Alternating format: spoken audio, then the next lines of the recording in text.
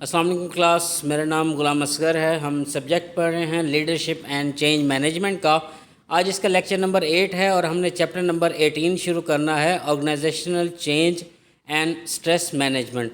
आपकी आउटलाइन की अगर मैं बात करूं तो आपने प्रीवियस लेक्चर्स में मिड से पहले वाली तमाम आउटलाइन आप क्लियर कर चुके हैं। आज हम जो है मिड के बाद वाला पोर्शन स्टार्ट करने वाले हैं। मिड के बाद जो है हमारे पास एक ही चैप्टर है, उसी के अंदर तमाम आउटलाइन डिस्कस की जाएगी। वीक 9 आज हम डिस्कस करने वाले हैं इस लेक्चर में, जिसमें हमने चेंज मैनेजमेंट को डिफ़ाइन करना है और उसके बाद ऐसी फोर्सेस को डिफ़ाइन करना है जो चेंज को रिक्वायर करती हैं। उसके बाद चेंज को मैनेज कैसे किया जाए उसे हम स्टडी करेंगे। जी, सबसे पहली स्लाइड पे चलते हैं कि ये चैप्टर है किस बारे में, इस चैप्टर का थीम क्या है, या फिर इस चैप्टर में हम कौन कौन से लेसन्स को सीखेंगे। तो आपको जैसे कि पता है कि ये चैप्टर 2 कॉन्सेप्ट पर बेस करता है। एक है ऑर्गेनाइजेशनल चेंज और दूसरा है स्ट्रेस मैनेजमेंट। ऑर्गेनाइजेशनल चेंज के अंदर हम पहले डिफ़ाइन करेंगे चेंज को, और फिर हम ये देखेंगे कि लोग आखिर क्यों रेजिस्ट करते हैं चेंज को, और फिर उस रेजिस्टेंस को किस तरह से कंट्रोल किया जाए वो भी हम टैक्टिक्स देखेंगे। ठीक है जी। उसके बाद हम चले जाएंगे अपना स्ट्रेस की तरफ। स्ट्रेस के सोर्सेज देखेंगे, फिर उनके कॉन्सिक्वेंसेस देखेंगे, फिर हम इंडिविजुअल्स और ऑर्गेनाइजेशंस जिस तरह से स्ट्रेस लेवल को मैनेज करते हैं हम उन मेथड्स को भी देखेंगे। लेकिन इस लेक्चर में हम सिर्फ़ और सिर्फ चेंज मैनेजमेंट से डील करेंगे, जिसमें हम चेंज मैनेजमेंट को सबसे पहले डिफ़ाइन करेंगे और डिफ़ाइन करने के बाद हम चेंज मैनेजमेंट पे जो जो फोर्सेस अकर होती हैं या जिन फोर्सेस की वजह से हमें चेंज रिक्वायर होता है वो फोर्सेस डिस्कस करेंगे, और उन फोर्सेस को डिस्कस करने के बाद हम चेंज को कैसे मैनेज करें हम वो टॉपिक डिस्कस करेंगे। जी, सबसे पहले हम ये देखते हैं कि चेंज को डिफ़ाइन कैसे किया जा सकता है। जी, चेंज मैनेजमेंट किसे कहते हैं? चेंज मैनेजमेंट उन तमाम मेथड्स एंड मैनर्स को कहा जाता है जिनके ज़रिए हम चेंज को डिफ़ाइन करते हैं और डिफ़ाइन करने के बाद हम उसको इम्प्लीमेंट कर देते हैं। अब जब आप इम्प्लीमेंट करते हैं तो आप दोनों साइड्स पे करते हैं, इंटरनल प्रोसेसेस पर भी और एक्सटर्नल प्रोसेसेस पर भी। अब दोनों प्रोसेसेस पर जब आप उसे इम्प्लीमेंट कर लेते हैं उसके बाद आप एम्प्लॉयज़ को सपोर्ट करते हैं और उनके अंदर अंडरस्टैंडिंग को डेवलप करते हैं ताकि वो चेंज को अडॉप्ट करें, ना कि उसे रेजिस्ट करें। और चेंज इम्प्लीमेंट करने के बाद आप सारे प्रोसेस को ऑब्ज़र्व करते हैं ताकि आपको पता चल सके कि आपने जो इम्प्लीमेंटेशन की है वो सक्सेसफुल हुई है या नहीं। अब नेक्स्ट स्लाइड पर चलते हैं। जी, किसी भी ऑर्गेनाइजेशन का जो पर्पज़ है चेंज मैनेजमेंट लाने का, जो भी पर्पज़ है उसका सिर्फ़ और सिर्फ ये पर्पज़ है कि ऑर्गेनाइजेशन की परफॉर्मेंस को बेहतर बनाया जा सके। अब ऑर्गेनाइजेशन की परफॉर्मेंस को बेहतर बनाने के लिए, गोल्स को अचीव करने के लिए आप क्या करते हैं? स्ट्रेटजीज़ बनाते हैं, फिर स्ट्रेटजीज़ की इम्प्लीमेंटेशन करते हैं। आपको पता है कि आपकी स्ट्रेटजी जितनी मर्ज़ी अच्छी हो, लेकिन अगर उसकी इम्प्लीमेंटेशन अच्छी ना हो तो वो स्ट्रेटजी सक्सेसफुल नहीं रहती। अच्छा, यहाँ पर हम बात कर रहे हैं चेंज की। फ़र्ज़ करें चेंज को इम्प्लीमेंट करने के लिए हमने स्ट्रेटजी डेवलप की, लेकिन हमारी चेंज जो था वो फेल हो गया, वो जो स्ट्रेटजी थी वो फेल हो गई। आखिर वो फेल क्यों हुई? वो मोस्टली चांसेस होते हैं कि ह्यूमन रीजंस की वजह से फेल हो। क्या मतलब है इस चीज़ का? कि जो लोग हैं उनकी पर्सनैलिटी ऐसी है कि वो रूटीन वर्क से हटकर काम नहीं करना चाहते। वो नहीं चाहते कि उनकी रूटीन को डिस्टर्ब किया जाए। इन सब चीज़ों से कैसे बचा जा सकता है हम ये टॉपिक भी बाद में पढ़ेंगे, लेकिन अभी मैं बस आपको इतना बताता जाऊँ कि उस रेजिस्टेंस को कोप अप करने का जो एक एलिमेंट है वो है communication, effective communication between the employer and employee, या between the change manager and the register. Clear है जी?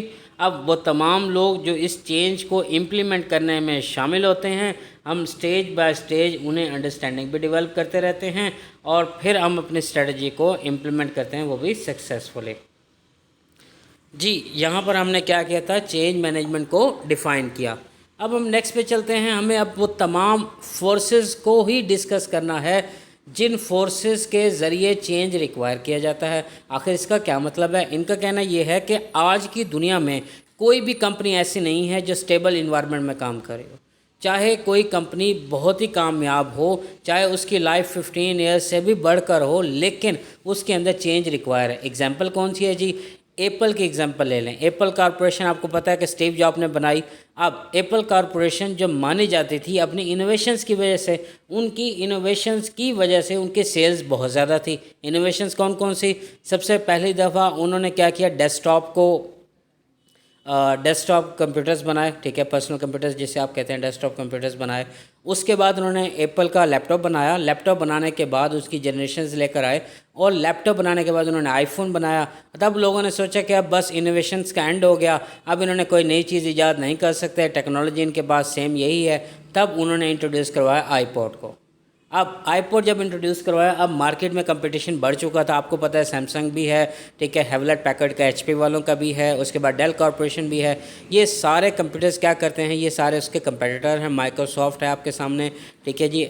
ये सारे के सारे डेल कॉर्पोरेशन वगैरह उसके कंपटीटर्स हैं। अब जो चीज़ ये प्रोवाइड नहीं कर पाते वो उनके कंपटीटर्स प्रोवाइड करते हैं। अब उनके कंपटीटर्स भी जो इनोवेशंस करने में तुले हुए हैं, जैसे उनकी जो टेक्नोलॉजी है उसमें एडवांसमेंट आ जाना। जैसे आप ओप्पो की कंपनी को कहते हैं कैमरा बहुत अच्छा है, सैमसंग की रीसेल अच्छी है। तो ये क्या रीसेल किस वजह से अच्छी है, उसकी करेक्टरिस्टिक्स की बना पर।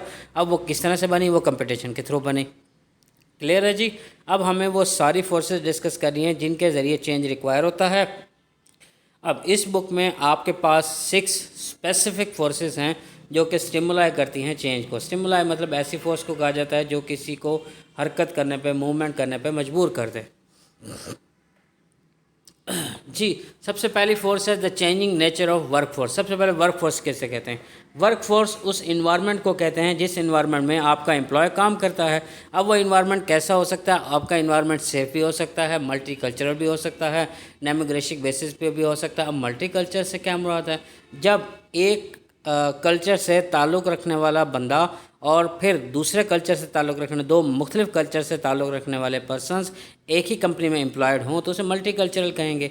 अब ये इस सूरत में भी होता है कि जब यहाँ से एम्प्लॉयज़ जाते हैं बाहर काम करने के लिए, सऊदीया, दुबई, अमेरिका, दूसरे कंट्रीज़ में काम करने जाते हैं, या फिर दूसरे कंट्रीज़ से लोग यहाँ काम करने आते हैं। जैसे हम कॉन्ट्रैक्ट करते हैं चाइनीज़ के साथ कि वो हमारे टेक्नोलॉजी को बेटर बनाएं और हमारे कॉन्ट्रैक्ट्स पूरे करें, तो वो भी यहाँ काम करने हैं। अब होता क्या है कि जब वो चाइनीज़ यहाँ पर आते हैं तो उन्हें कंट्राडिक्ट कल्चर मिलता है। हमारा एक इस्लामिक कल्चर है, उनके अपनी वैल्यूज़ हैं, उनके अपने बिलीव्स हैं, हमारे अपने बिलीव्स हैं। अब कोई ऐसा इन्वायरमेंट होना चाहिए जिसमें दो मुख्तलिफ कल्चर से ताल्लुक़ रखने वाले लोग एक ही कंपनी में काम कर पाएँ। ठीक है जी। डेमोग्राफिक बेसिक चेंजेस बताया गया। डेमोग्राफिक से मुराद जब हम चेंजेस को डिफ़ाइन करें on the basis of place, gender and age, कि कौन से एज से ताल्लुक़ रखने वाले, 20 से 30 या 30 से 50, या फिर जेंडर क्या मेल है, फीमेल है, या फिर उसके अलावा प्लेस कौन सी है, मुल्तान है, लाहौर है, कराची है, ठीक है, प्रोविंशियल बेसिस पर भी हो सकती है, सिटी की बेसिस पर भी हो सकती है।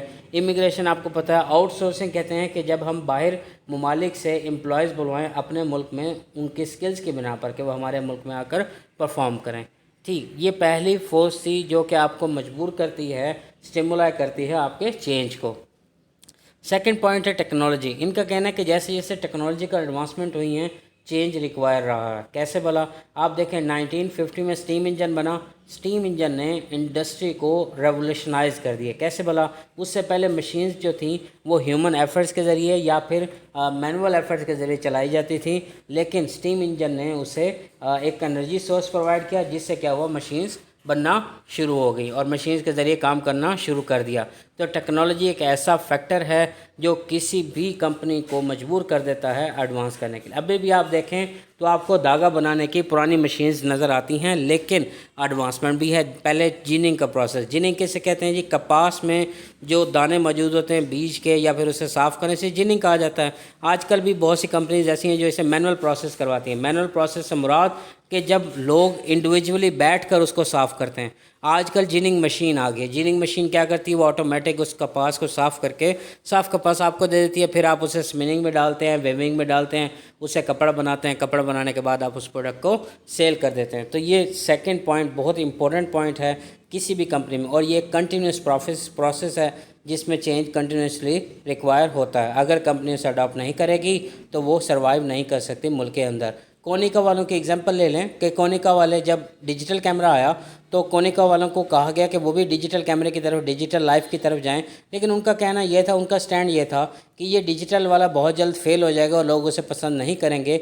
बट वो गलत निकले। उन गलती की वजह से उन्हें बहुत ज़्यादा सेल्स का जो रिड्यूस हुई उसका सामना करना पड़ा और वो बहुत ज़्यादा नुकसान में गई।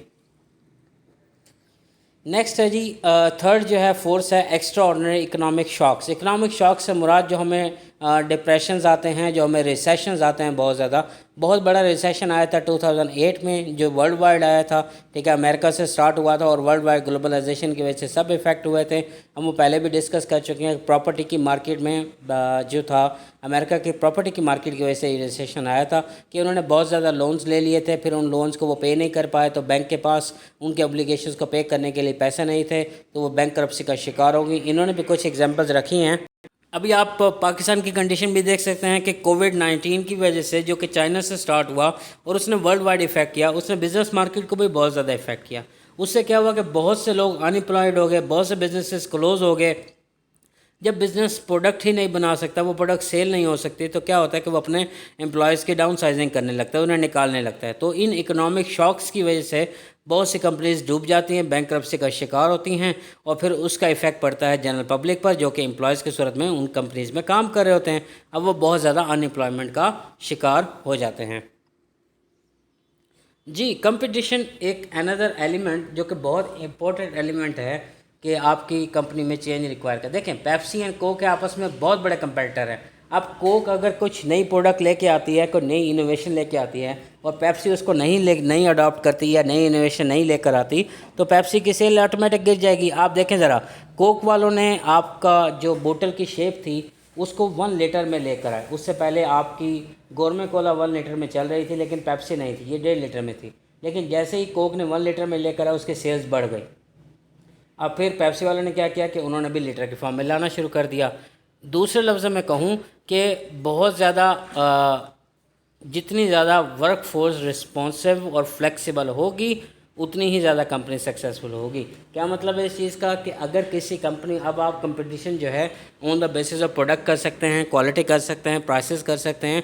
आजकल नया कंपटीशन का दौर है जिसमें आप लेबर के तौर पर वर्क फोर्स के बेस पर आप कॉन्ट्रैक्ट करते हैं और वर्क फोर्स की बेस पर आप कम्पीट करते हैं। देखें, एप्पल वालों ने जब देखा कि उनकी प्रोडक्ट सेल नहीं हो रही थी तो उन्होंने सोडा कंपनी से उनके मार्केटिंग टीम के जो था मार्केटिंग टीम का मैनेजर था उसे हायर किया।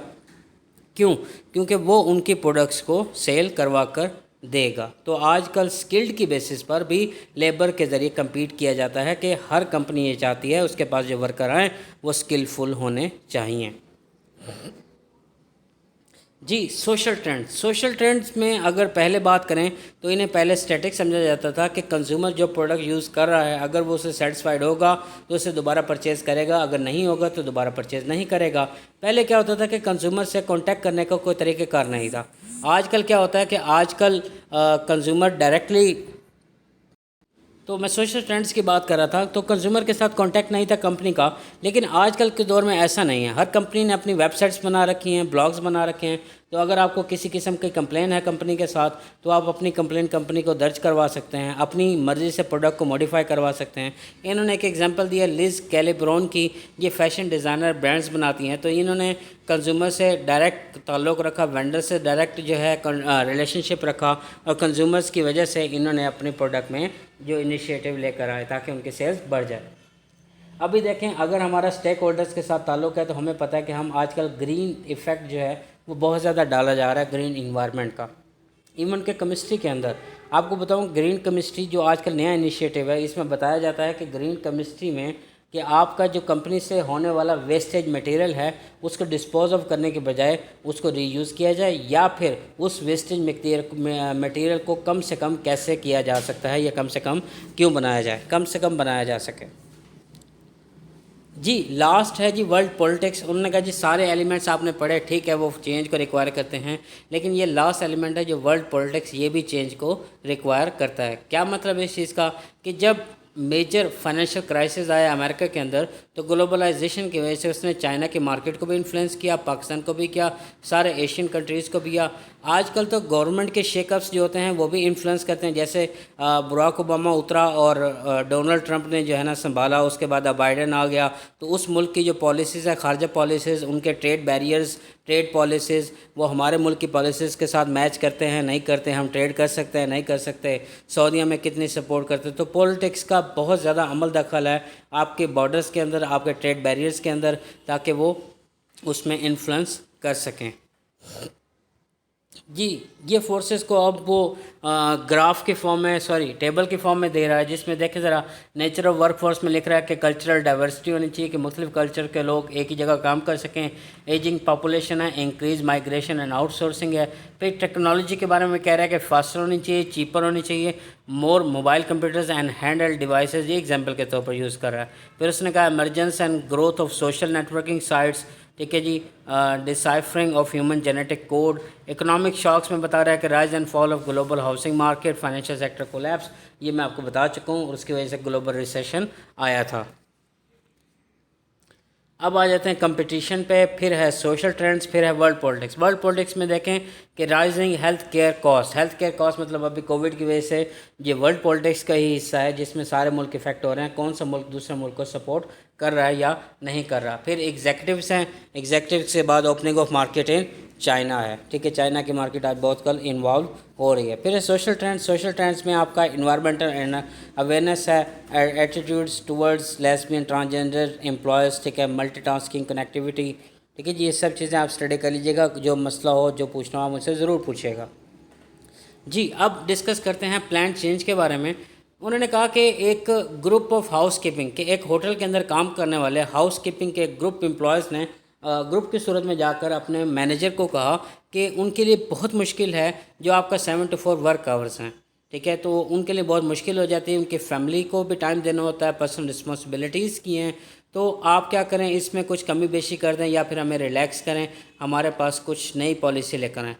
मैनेजर ने अच्छा रिस्पॉन्स किया, उसने अगले दिन ही फ्लेक्सिबल वर्क आवर्स की पॉलिसी दे दी, ठीक है जी। उस पॉलिसी के मुताबिक हर बंदा अपने फ्लेक्सिबल टाइम के मुताबिक एडजस्ट करके काम कर सकता था। अब एक ऐसा चेंज है जो कि आपकी एम्प्लॉयज़ की तरफ से आया और मैनेजर ने उसे एक्सेप्ट किया और उसे इम्प्लीमेंट कर दिया। अब क्योंकि उसमें एम्प्लॉयज़ शामिल थे, ठीक है, इसलिए वो चेंज को अच्छे से अडॉप्ट भी करेंगे और उसको इम्प्लीमेंट भी करेंगे।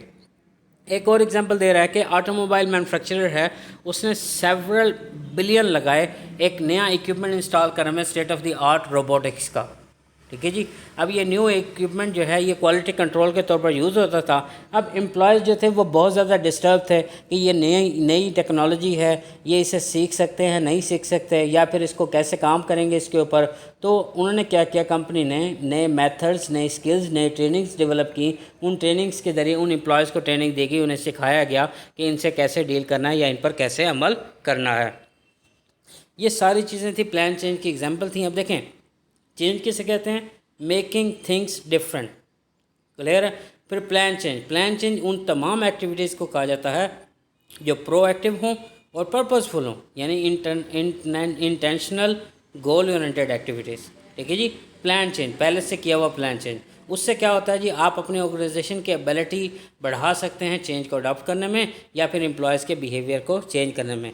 ये मैंने अभी दोबारा रिपीट किया कि आपके प्लान चेंज के गोल्स क्या हैं। मैंने कहा पहला गोल है उनका कि ऑर्गेनाइजेशन के एम्प्लॉयज़ की एबिलिटी को बढ़ाना ताकि जो इन्वायरमेंट में चेंज आए उसे अडॉप्ट किया जा सके। सेकंड, एम्प्लॉयज़ के बिहेवियर को चेंज करना ताकि वो नए होने वाले चेंज को अडॉप्ट कर सकें। ये होता है जी प्लान चेंज। अब आ जाते हैं ये प्लान चेंज में कि वो कौन से लोग हैं जो रिस्पॉन्सिबल हैं किसी भी कंपनी में चेंज की एक्टिविटीज़ को मैनेज करने के लिए, यानी चेंज मैनेजमेंट करता कौन है। हम उन लोगों को कहते हैं जी चेंज एजेंट्स, ठीक है। क्या कहते हैं, चेंज एजेंट्स। वो क्या करते हैं जी, वो एम्प्लॉयज़ को मोटिवेट करते हैं, उन्हें चेंज को इन्वेंट करते हैं, फिर उसे इम्प्लीमेंट करते हैं। चेंज एजेंट्स मैनेजर्स भी हो सकते हैं, नॉन मैनेजर्स भी हो सकते हैं, करंट एम्प्लॉयज़ भी हो सकते हैं, न्यू एम्प्लॉयज़ भी हो सकते हैं, या फिर हम आउटसाइड से कंसल्टेंट को हायर करके वो हमारी हेल्प करता है अपनी कंपनी में चेंज को इम्प्लीमेंट करने के लिए। अब ये दो एग्जांपल्स दी गई हैं। पहली एग्जांपल दी गई है डू पॉन्ट की। डू पॉन्ट में वो कहता है कि दो प्राइमरी एजेंट्स थे चेंज के, एक सीईओ एलन कलमैन था और दूसरा chief innovative officer Thomas Conley था। दोनों ने क्या काम किया, कलमैन ने ऑर्गेनाइजेशन को पुश किया कि वो इस प्रिंसिपल पर काम करें और इससे अपनी परफॉर्मेंस को हायर ले जाएं, हायर लेवल ऑफ अचीवमेंट करें। क्या पॉलिसी थी जी? Launch hard and ramp fast. इसका मतलब क्या है कि कंपनी की रेवेन्यूज़ को किस तरह बढ़ाया जा सकता है सेल्स को बढ़ाने से। उसका कहना यह था कि जो हम न्यू प्रोडक्ट्स इशू कर रहे हैं इन पर इनकी सेल्स को बहुत ज़्यादा बढ़ाया जाए, जिससे उनकी परफॉर्मेंस बहुत ज़्यादा बढ़ जाएगी। एक और एग्जांपल है जी इसकी, जेफ बेजोस की। आप सब इस नाम से वाकिफ़ हैं, जिसने Amazon.com की बुनियाद रखी थी। ये भी एक चेंज एजेंट था। चेंज एजेंट कैसे था? इसने ऑनलाइन बुक स्टोर बनाया था 1994 में। फिर आजकल की दुनिया में ये सबसे बड़ा वेब का रिटेलर साबित हुआ है पूरी दुनिया के अंदर। ये ग्रोसरी आइटम से लेके बुक स्टोर से लेके बहुत बड़ी बड़ी प्रोडक्ट्स को ये ऑनलाइन सेल करता है। इसने आजकल एक नई प्रोडक्ट बनाई, किंडल DX। किंडल DX क्या करती है? ये एक टैब की तरह है जिसका लाइट वेट है और उसमें आपकी रोशनी की भी एडजस्टमेंट हो जाती है। आप उसमें बुक्स पढ़ सकते हैं, 8 GB मेमोरी है उसके अंदर। ठीक है जी, आप उसमें बुक्स डाउनलोड करें, बुक्स पढ़ें, सारी की सारी रीडिंग भी आपके लिए आसान हो जाती है। ठीक है जी, ये आपका लेक्चर था। जो बात समझ में आई पूछ लीजिएगा। Thank you so much. अल्लाह हाफिज़।